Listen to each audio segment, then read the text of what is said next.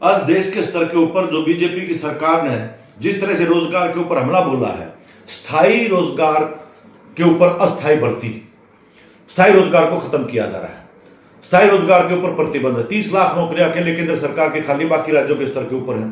हमारे हरियाणा के अंदर रोजगार कौशल रोजगार निगम के नाम के ऊपर स्थायी व्यवस्था की है कच्चे रोजगार की।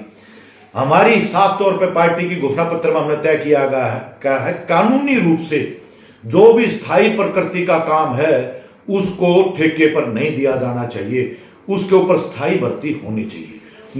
जो भी काम ठेके पर करने वाला काम मजदूर हैं उनको भी स्थायी कर्मचारियों के बराबर वेतन मिलने चाहिए। जितनी भी स्कीम वर्कर्स हैं इनको भी कर्मचारी का, मजदूर का उसका दर्जा मिलना चाहिए और उनको भी न्यूनतम वेतन, सामाजिक सुरक्षा, तमाम चीजें उनको भी मिलनी चाहिए। इसके साथ ही पेंशन का सवाल एक महत्वपूर्ण सवाल है और उसमें ना सिर्फ कर्मचारियों के लिए ओपीएस का पुरानी पेंशन स्कीम, ये नई पेंशन स्कीम को खत्म करके पुरानी पेंशन स्कीम को लागू करना और ना सिर्फ कर्मचारियों के लिए बल्कि संगठित असंगठित क्षेत्र में काम करने वाले किसान, खेत मजदूर, गांव घर में काम करने वाली महिलाएं, इन सबको पेंशन का अधिकार क्यों नहीं मिलना चाहिए भाई?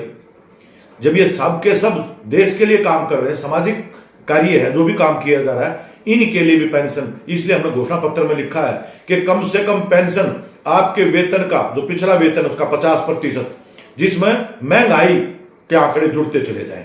इसी तरह से न्यूनतम वेतन का 50% आधा या कम से कम 6,000 रुपए, जो सा ज्यादा हो वो लागू पूरे देश के स्तर के ऊपर होना चाहिए, तमाम राज्यों के स्तर पर होना चाहिए। यह अधिकार, पेंशन का अधिकार सम्मान का सवाल नहीं है, अधिकार का सवाल हर नागरिक को मिले।